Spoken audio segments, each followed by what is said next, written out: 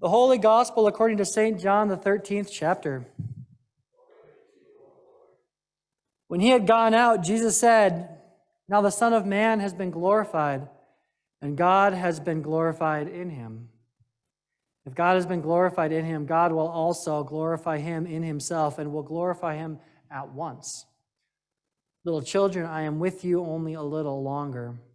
You will look for me, and as I said to the authorities, so now I say to you, where I am going you cannot come. But I give you a new commandment, that you love one another, just as I have loved you. You also should love one another. By this, everyone will know that you are my disciples, if you have love for one another." The Gospel of the Lord. Please be seated.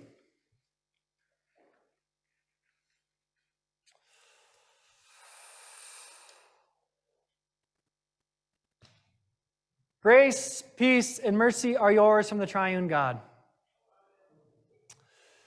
This last week at Synod Assembly, Anne and Ken were both there at Synod Assembly. We talked all about doing uncomfortable and difficult things.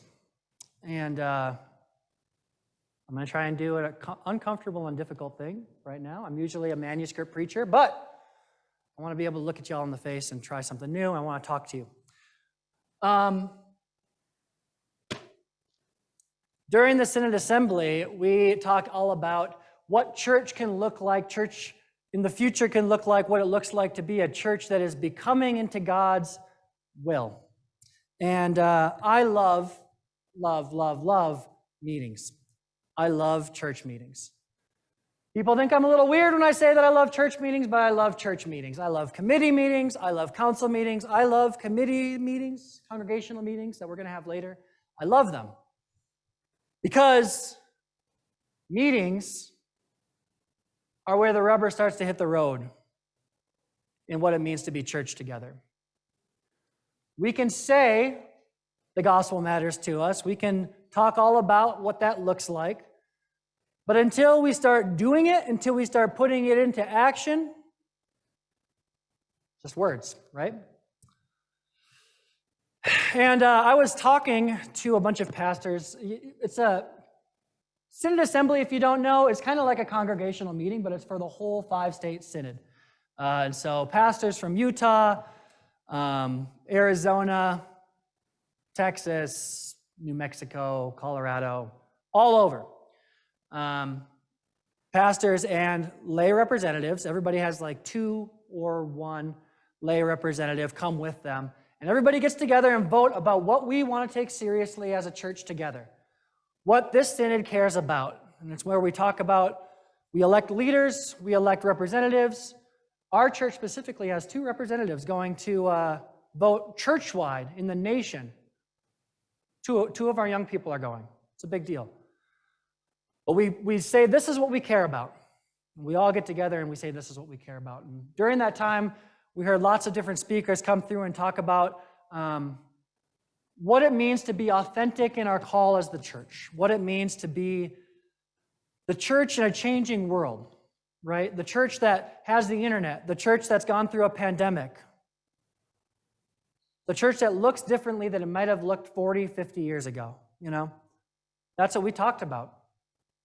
Because our synod cares about the gospel. It cares about sharing the gospel with people, as Christians should. When we don't share the gospel authentically, we miss the point. When we're not sharing the love of Jesus, we miss the point of doing church together, right? Now, today in the gospel reading, Jesus is giving his farewell, sort of, a farewell discourse, if you will, in John. And we just heard this on Maundy Thursday. It kind of sounds like the last great commandment of Jesus, the mandate. Go forth and love one another as I have loved you. And by this, they shall know that you are my followers. They shall know that we are Christians by our love. By our love. They'll know we are Christians by our love. Right? And I thought about this text all week, last week while we were at Synod Assembly, and I was thinking about it while I was gathering with a group of pastors late one night, And we pastors, we get together and we dream and we talk about our congregations a little bit and we imagine what it could look like. And one of my colleagues, a pastor in Utah, she said to me, I wonder what the church could look like if we decentralized worship.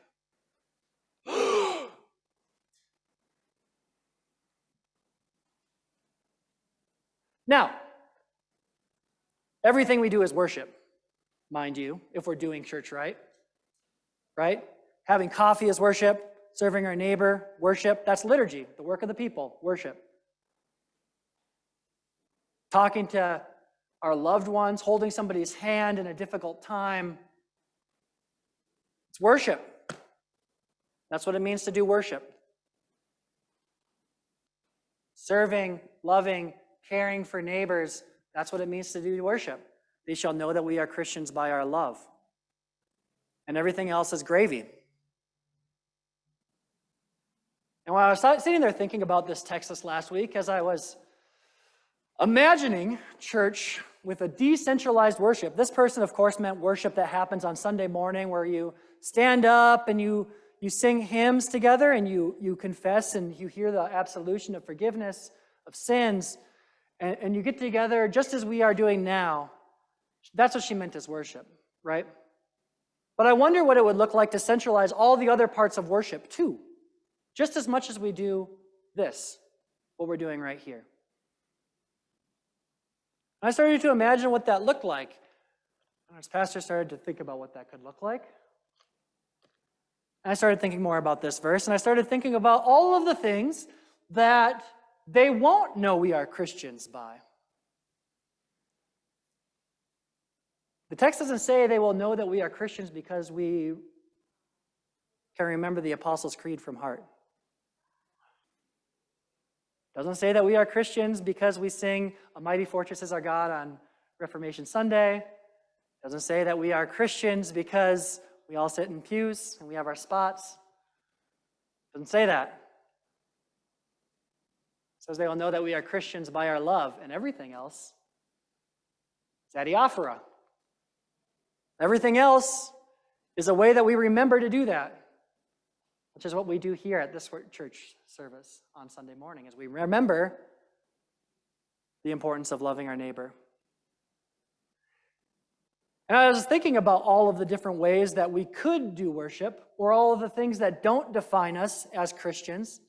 It opened up a whole realm of possibilities and ways to be authentically Christians that might not be exactly how we do it now. It might be exactly how we do it now.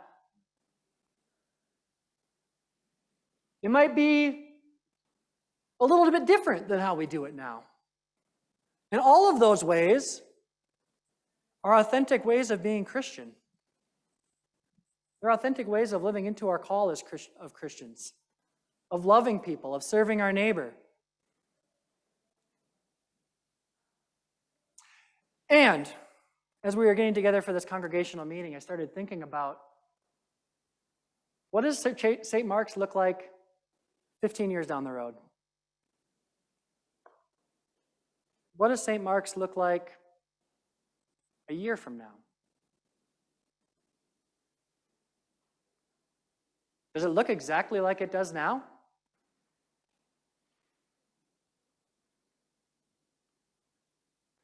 Does it look a little different?